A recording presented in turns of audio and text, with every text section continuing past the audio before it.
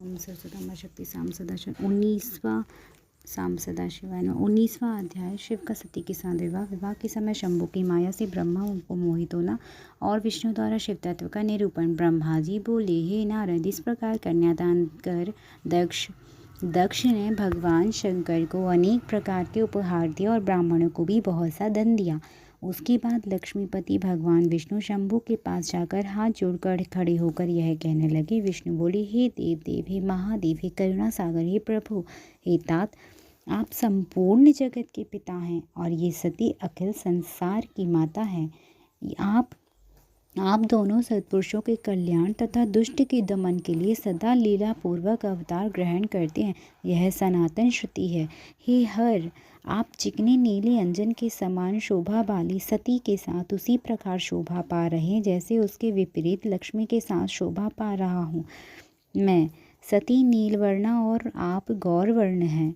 उसके विपरीत मैं नीलवर्ण और लक्ष्मी गौरवर्ण है। हे शंभु, आप इन सती के साथ रहकर देवताओं की और सज्जन मनुष्यों की रक्षा कीजिए, जिससे संसारी जनों का सदा कल्याण होता रहे। ही सर्वभूति श्री प्रभु, इस सती को देखकर अथवा इसके विषय में सुनकर जो कामना युक्त हो उसका आप वध कीजिए, यह मेरी प्रार्थना है। ब्रह्मा जी बोले, भगवान विष्णु का यह वचन सुनकर ब्रह्मा जी परमेश्वर ने मधुसूदन से हंसकर कहा, ऐसा ही होगा। हे मुनीश्वर, उसके बाद विष्णु अपने स्थान पर आकर स्थित हो गए। उन्होंने उत्सव कराया और उस चरित्र को गुप्त ही रखा। तत्पश्चात मैं देवी सती के पास जाकर गृह सूत्र में वर्णित विधि के अनुसार सारा अग्निकार्य विधान के साथ विस्तार पूर्वक करने लगा। कौन करने लगा? ब्रह्मा जी, जो कि कथा सुना रहे हैं नारद जी को। इसके बाद शिवा और शिव ने प्रसन्न होकर मुझ आश्चर्य और द्विजों की आज्ञा से विधि पूर्वक अग्नि की प्रदक्षिणा की। हे दृश्यतम, उस समय वहाँ बड़ा अद्भुत उत्सव मनाया गया और गीत और नृत्य के साथ वाद्य बजाया गया, जो सबके लिए सुखद था। हे तात, उस समय सबको आश्चर्यचकित करने वाला एक अद्भुत चरित्र वहाँ हुआ, उससे आपसे मैं कह रहा हूँ, आप सुनिए। शिव जी की माया दुर्जेय है।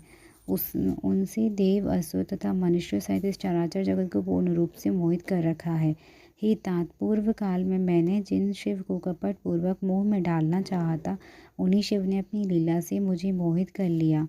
जो दूसरे का अपकार करना चाहते हैं, निश्चय ही अपने पहले उसी का अपकार हो जाता है।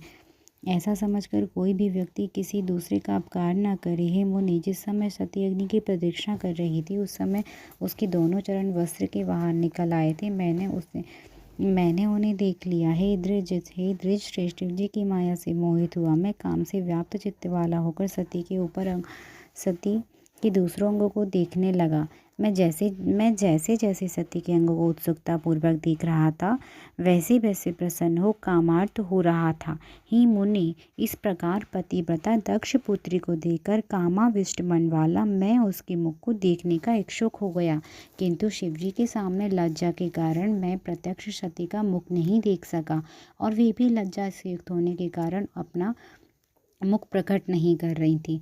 तब सती का मुख देखने के लिए एक अत्यंत सुंदर उपाय सोचते हुए काम पीड़ित मैंने यानी ब्रह्मा ने अग्नि में सुंदर सी गीली लकड़ी डालकर घोर धुआं उत्पन्न कर दिया और उस धुएं युक्त अग्नि से घृत थोड़ी थोड़ी आहुति देने लगा। तब गीली लकड़ी के संयोग से चारों दिशाओं में घोर धुआं फैल गया। इस प्रकार धूमाधिक्य होने के फलस्वरूप वेदी के चारों ओर अंधकार ही अंधकार हो गया। तब अनेक प्रकार की लीला करने वाले प्रभु महेश्वर के नेत्र भी धूम से व्याकुल उठे और उन्होंने दोनों हाथों से अपने नेत्रों को बंद कर लिया।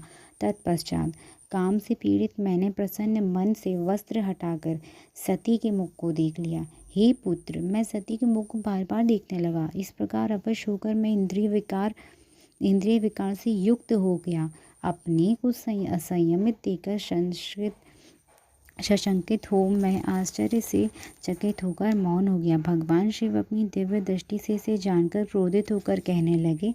रुद्र बोले, ही पाप, आपने ऐसा कुत्सित कर्म क्यों किया, जो कि विवाह में रागपूर्ण मेरी स्त्री का मुख देखा? आप समझते हैं कि शंकर इस कुत्सित कर्म को नहीं जान सकेंगे। हे विधे, इस त्रिलोकी में कोई भी बात मुझसे छुपी अज्ञात नहीं रह सकती। यह बात कैसे छिपी रहेगी?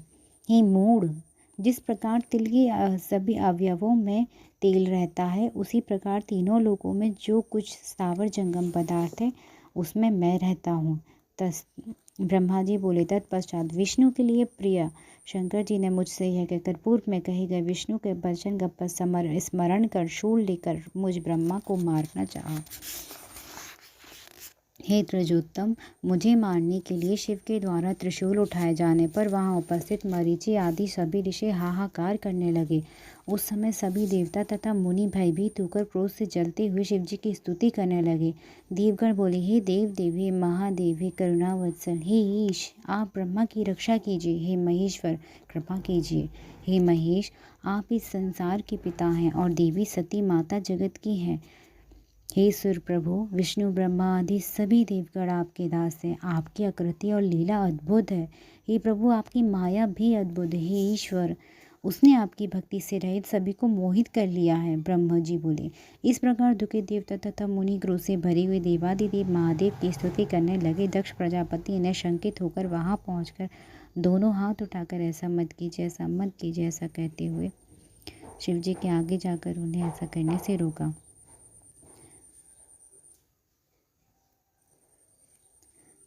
तब शिवजी अपने आगे दक्ष को आया हुआ देखकर भगवान विष्णु की प्रार्थना का स्मरण करते हुए इस प्रकार का प्रिय वचन कहने लगे। महेश्वर बोले, हे प्रजापति, मेरे महान भक्त विष्णु ने उस समय जैसा कहा था, मैंने वही करना स्वीकार किया था। विष्णु ने कहा था कि हे प्रभु, जो वासना युक्त होकर सती को देखे उसका आप वध कीजिए। अब मैं ब्रह्मा का वध करके विष्णु के वचन को सत्य करता हूँ। ब्रह्मा ने कामयुक्त होकर सती को क्यों देखा? इन्होंने अत्यंत गर्हित कार्य किया है, इसीलिए अपराधी ब्रह्मा का वध मैं अवश्य करूँगा। ब्रह्मा जी बोले। उस समय क्रोधाविष्ट देवेश्वर महेश के ऐसा कहने पर देवता मुनि तथा मनुष्यों सहित सभी लोग कांपने लगे। चारों दिशाओं में हाहाकार मच गया और चारों ओर उदासी छा गई। उसके द्वारा विमोहित किया गया मैं समय अत्यंत व्याकुल हो उठा। तब महेश के अति प्रिय कार्य सिद्धि करने में प्रवीण बुद्धिमान भगवान विष्णु ने ऐसा कहने वाले उन शिवजी की स्तुति की अनेक प्रकार के स्तोत्र से भक्त वत्सल शिवजी की स्तुति कर ब्रह्मा का वध करने से रोकते हुए आगे जाकर उन्होंने इस प्रकार कहा। विष्णु जी बोले, हे भूतेश, इस जगत को उत्पन्न करने वाले प्रभु, इन ब्रह्मा का वध ना करें। ये आपकी शरण में आए हैं और ब्रह्मा शरण में आए हुए लोगों से स्नेह करने वाले हैं।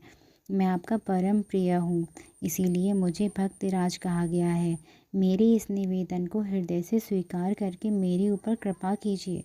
इसके अतिरिक्त हे नाथ, हेतु युक्त मेरी दूसरी प्रार्थना भी सुनिए और महेश्वर मेरे ऊपर कृपा करके उसे मानिए। हे शंभु, ये चतुरानन ब्रह्मा प्रजा की सृष्टि करने के लिए उत्पन्न हुए हैं। इनके मारे जाने पर प्रजा की सृष्टि करने वाला दूसरा कोई नहीं है। हे नाथ, हे शिव स्वरूप, आपकी आज्ञा से ही हम तीनों देवता सृष्टि स्थिति संहार का कार्य बार बार करेंगे। हे शंभु, उनका वध ना कर देने पर आपका कार्य कौन संपन्न करेगा? इसीलिए लयकर्ता विभो, आप इस सृष्टिकर्ता का वध ना करें। हे विभो, इन्होंने ही आपकी भार्या होने के लिए शिवा को दक्ष कन्या सती के रूप में सत्यप्रत्न से अवतरित किया है। ब्रह्मा जी बोले, हे नारद, विष्णु के द्वारा की गई इस प्रार्थना को सुनकर दरबार शंकर जी वहाँ उपस्थित सभी लोगों को सुनाते हुए विष्णु से कहने लगे। महेश बोले, हे देवदेव, हे रमेश, हे विष्णु, हे मेरे प्राण प्रिय, हे तात, मुझको इसका वध करने से मत रोकिए, क्योंकि यह दुष्ट है।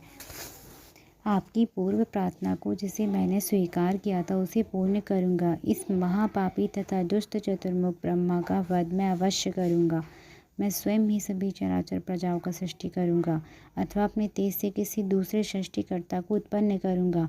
मैं अपनी की गई प्रतिज्ञा को पूरा करते हुए इस ब्रह्मा का वध करके अन्य सृष्टिकर्ता को उत्पन्न करूँगा। अतः हे लक्ष्मीपते, मुझे मत रोकिए। ब्रह्मा जी बोले। शिवजी का यह वचन सुनकर मंद मंद मुस्कुराते हुए, ऐसा मत कीजिए, इस प्रकार बोलते भगवान विष्णु पुनः कहने लगे। अच्युत बोले, हे प्रभु, प्रतिज्ञा की पूर्ति तो दूसरे पुरुष में की जाती है। ये विनाश के ईश, आप स्वयं विचार करें। आप अपने ऊपर नहीं, वह अपने ऊपर नहीं की जाती। हे शंभु, हम तीनों देवता आपकी ही आत्मा हैं, दूसरे नहीं। हम लोग एक रूप हैं, भिन्न नहीं। इस बात को आप यथार्थ रूप से विचार कीजिए। तब अपने अत्यंत प्रिय विष्णु का यह वचन सुनकर शिवजी अपनी स्थिति स्पष्ट करते हुए उनसे कहने लगे। शंभु बोले, हे विष्णु, हे संपूर्ण भक्तों के ईश, ब्रह्मा किस प्रकार मेरी आत्मा हो सकते हैं, क्योंकि ये तो प्रत्यक्ष रूप से आके बैठे हुए हैं, मुझसे भिन्न दिखाई दे रहे हैं। ब्रह्मा जी बोले। जब सबके आगे महेश्वर ने ऐसा कहा तब उन महादेव को संतुष्ट करते हुए विष्णु कहने लगे। विष्णु बोले, ही सदाशिव, ही न ब्रह्मा आपसे भिन्न है, न तो आप ही उनसे भिन्न हैं। हे परमेश्वर, न मैं ही आपसे भिन्न हूँ और ना तो आप ही मुझसे भिन्न हैं। हे सर्वज्ञ, हे परमेश्वर, हे सदाशिव, आप सब कुछ जानते हैं, किंतु आप मेरे मुख से सारी बात सभी लोगों को सुनवाना चाहते हैं। हे ईश, मैं आपके आगे से शिव तत्व का वर्णन कर रहा हूँ। समस्त देवता, मुनिगण तथा अन्य लोग अपने मन को एकाग्र करके सुने। हम तीनों देवता प्रधान, अप्रधान तथा भोग अभाग रूप वाले और ज्योतिर्मय स्वरूप आप परमेश्वर के ही अंश हैं। आप कौन हैं, मैं कौन हूँ और ब्रह्मा कौन है, आप परमात्मा ही ये तीन अंश हैं जो सृष्टि पालन संहार करने के कारण एक दूसरे से भिन्न प्रतीत होते हैं। आप स्वयं अपने स्वरूप का चिंतन कीजिए। आपने अपनी लीला से ही शरीर धारण किया है। आप एक सगुण ब्रह्म हैं और हम ब्रह्मा, विष्णु तथा रुद्र तीन आपके अंश हैं। हे हर, जैसे मस्तक, ग्रीवा आदि के भेद से ही एक ही शरीर के भिन्न अवयव होते हैं, उसी प्रकार हम तीनों उन्हीं आप परमेश्वर के अंश हैं। जो ज्योतिर्मय आकाश स्वरूप स्वयं ही अपना धाम, पुराण, कूटस्थ, अव्यक्त, अनंत रूप वाला, नित्य तथा दीर्घ विशेषणों से रहित ब्रह्मा है, वह आप शिव ही है। आपसे ही सब कुछ प्रकट हुआ है। ब्रह्मा जी बोले, हे मुनीश्वर, तत्पश्चात उनकी यह बात सुनकर महादेव जी अत्यंत प्रसन्न हो गए और उन्होंने मेरा वध नहीं किया। जय जय श्री शिव महापुराण है 19वें अध्याय की जय हो।